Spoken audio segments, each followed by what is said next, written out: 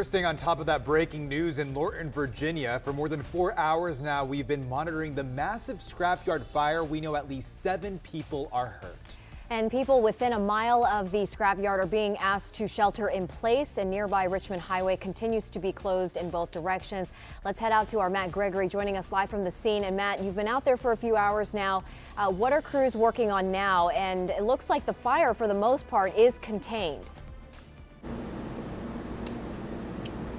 Yeah, the fire's been contained, I'm told, for the last several hours or so, but this is the unique thing about fighting a fire at a recycling plant in a scrap heap full of metal, plastics, other substances that are not only difficult already, right, to deal with, but accelerants for flames. So at this point, they're delayering, and I'll get into what that is later, but they're right now having to, fire crews are, cool down these piles. You can see right down the chute here, there's still a lot of activity back there because you still need the crews, even though the fire's under control, to be putting it out.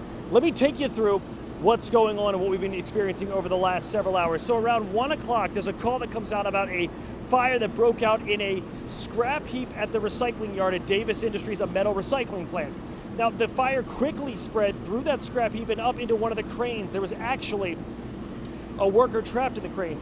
We're going to go through the process here. The fire crews get here. We're talking a massive response. We have 150 firefighters on scene, 68 apparatuses. They had to bring pumper trucks in, foam trucks, anything to get water here because the scrap heap and the scrap yard of the recycling plant are such that they're far back from any fire hydrants. It was a large response. They finally got it under control. 7 people, however, taken to the hospital. 1 firefighter, stable condition. 5 workers here, stable condition, taken to the nearby hospital. But 1 man trapped in the crane that crews had to actually go up and get is out tonight, but he has life-threatening injuries. This is what the chief had to say about rescuing that man from the crane in the scrapyard. So one of our initial arriving engine companies climbed the ladder that accesses the crane itself. They were able to reach the occupant of the crane. At that time, he was reported as unconscious, so he was in a serious condition. They packaged him and were able to lower him utilizing one of our aerial ladders when it arrived on scene. So leveraging one of our tower ladders, we were able to place a bucket higher, remove the victim to that bucket, and take them to the ground. That's the Deputy Chief Greg Hunter there for Fairfax County Fire. Now, I want to go over some things. I did speak with a witness, didn't want to go on camera, gave us access to these pictures you've been seeing. He told me he saw 2 workers attempt to pull the man out, but they couldn't make it up the crane. That's when fire crews had to come in. Let's look at what's happening right now. You see some firemen right here in the foreground. In the background, rescue crews still back there. The smoke has pretty much dissipated in the backyard in the scrap heap. But the issue we've now run into talking with fire crews is that, number one, they don't know just how toxic the fumes are from this. We're talking metal, scrap, oil, plastic, things like that, all being burned, and that was what led to so many people being hospitalized from this fire, we're told. But at this point, they're asking anyone who lives in the nearby area, 1 mile radius, please shelter in place. Part 2, the fire, as with many, still, it's under control, but it's still hot. And because it is a scrap heap, we're told that a crane has to come in and pick up the layers as fire crews come in, shoot foam and water in there to cool them down. So that cooling and delayering process, that could take several hours, we're told. As far as what actually started this fire, what was the ignition point?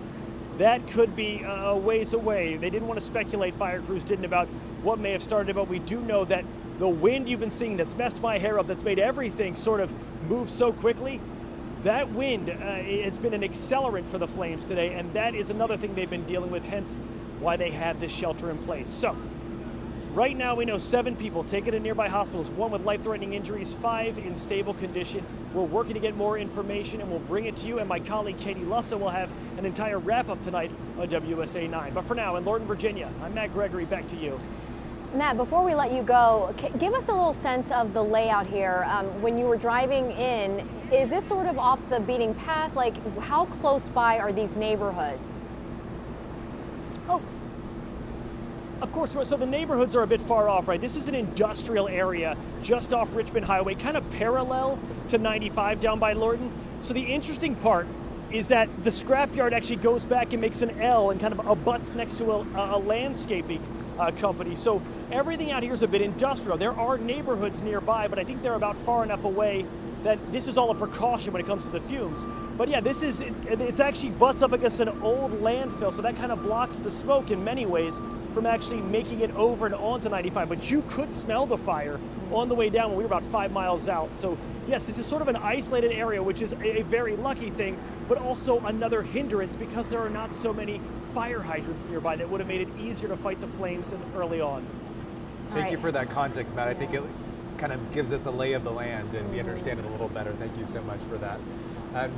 Moving on to another